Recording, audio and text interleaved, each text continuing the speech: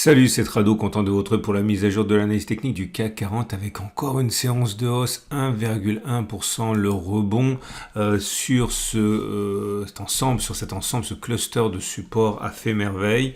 Ça correspondait à ce support des 71, 15, 70, 85. Ça correspondait au bas de ce canal. Ça correspondait, je vous le montre déjà, à la moyenne mobile à 20 périodes. Ce qui est certain dans ce genre de situation, c'est que lorsqu'on fait de tout bois pour rebondir, cela en dit long sur l'état d'esprit des investisseurs, alors même que de plus en plus d'analystes et de cabinets d'économistes et d'analystes financiers disent qu'on devrait échapper au pire. Et soyons clairs, encore une fois, les investisseurs sont prêts à rentrer à n'importe quel prix maintenant, et c'est ce qui se passe avec cette hausse de 1,11% qui nous ramène au contact de cette résistance trimestrielle des 74,00, 72,00. Je vous en montre l'origine. Il suffit de prendre les données mensuelles ou trimestrielles et vous allez constater qu'on est au contact du record absolu ici, inscrit en janvier 2022, donc à peu près il y a un an. Alors à partir de là, effectivement, tout va sans doute se décanter avec les chiffres de l'inflation américaine mardi, donc aujourd'hui.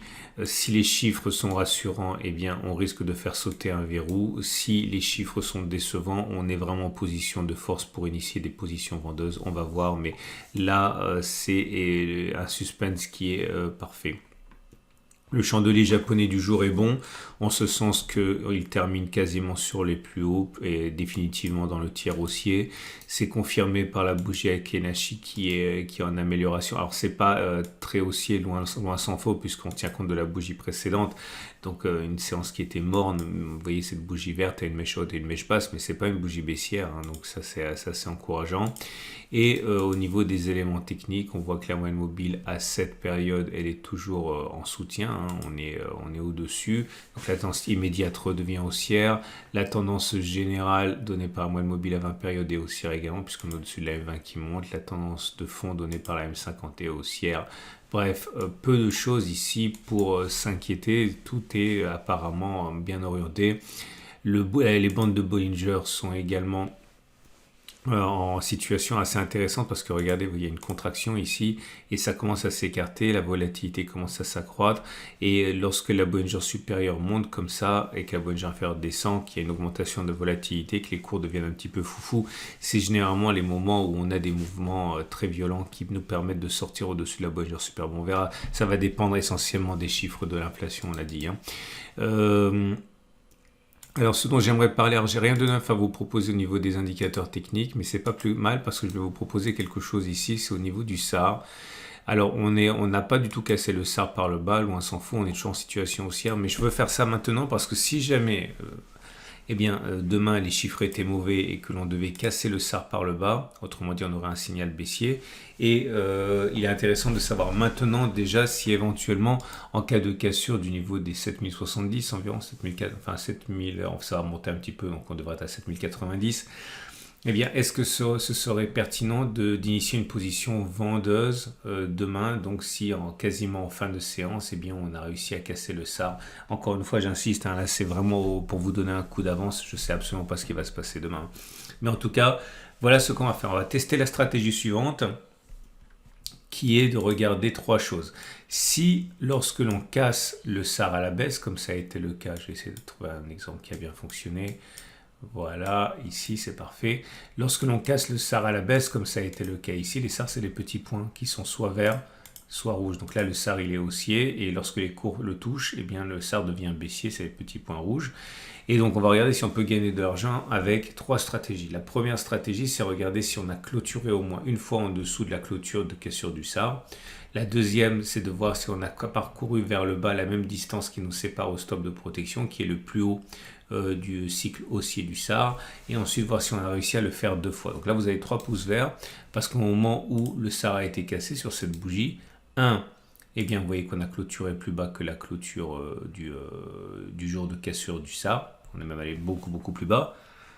Si on regarde la distance qui était au stop de protection, donc c'est le plus haut du cycle haussier du SAR, donc on était à plus 23, et vous voyez qu'on a fait voilà, largement moins 7, moins 8, moins 10%.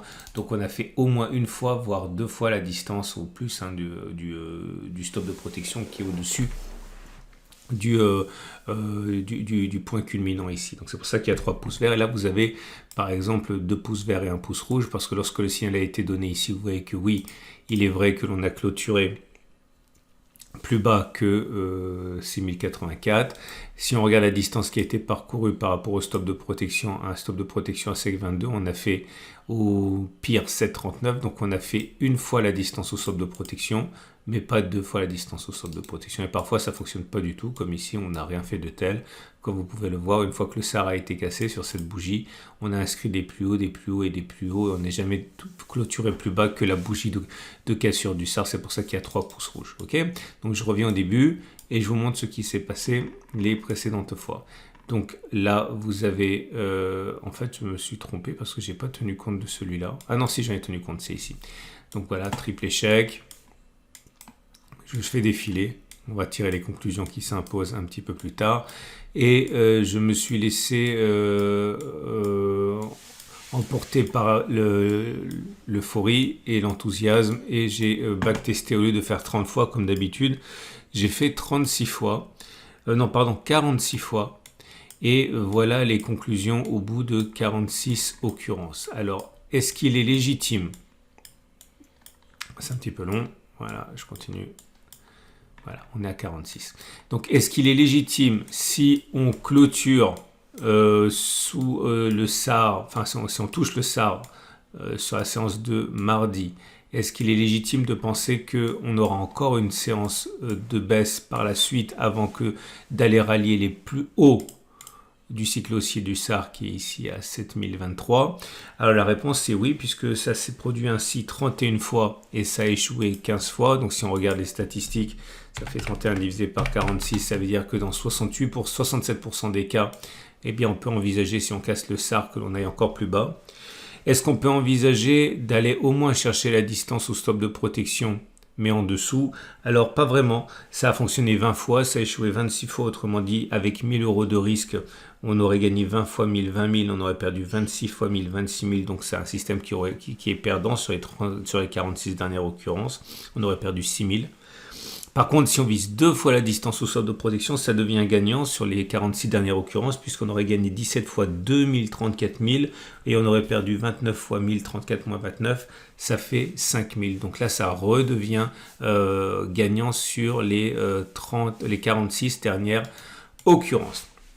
Donc à bon entendeur, gardez ça sous le coude pour demain éventuellement, tout en gardant à l'esprit qu'avoir une stratégie basée sur 46 occurrences, c'est pas sérieux. Je vous donne ça simplement pour vous apprendre à travailler de la manière dont je travaille, si ça vous inspire, et pour aller plus loin, mais évidemment c'est trop faible comme échantillon pour tirer des lois. On enchaîne avec l'Ishimoku qui nous montre que c'est toujours bien, avec la Kijun qui monte, la Tenkan qui monte et le nuage qui monte, donc la tendance immédiate, la tendance générale et la tendance de fond sont haussière. Et on va passer donc au trade du jour. Alors, avant de passer au trade du jour, je vous rappelle que ce format vous est apporté par mon partenaire IG France, leader incontesté pour de nombreux produits dérivés comme les Turbo 24. Vous avez également accès au CFD à travers les CFD à risque limité par exemple. Donc si vous voulez travailler avec un leader du secteur et un des plus anciens acteurs, eh bien vous pouvez passer comme moi par mon partenaire IG.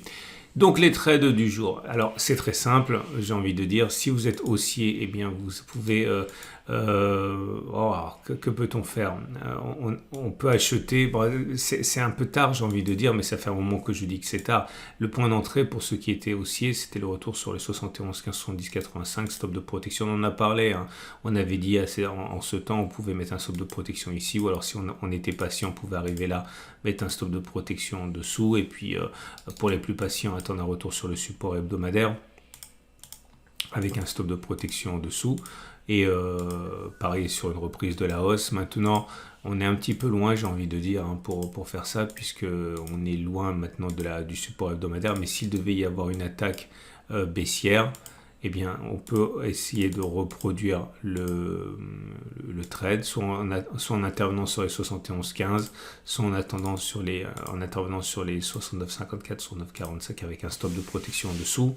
Si vous êtes baissier, eh bien, vous pouvez utiliser ce que j'ai mentionné tout à l'heure avec la stratégie du SAR. Mais attention, hein, ça a fonctionné uniquement dans 17 cas sur 29. On l'a vu, donc 17 divisé par 46, ça veut dire que vous avez tort plus souvent, hein, puisque ça n'a fonctionné que dans 37% des cas. 37% des cas, c'est que vous avez une seule chance sur 3 que ça fonctionne. Hein.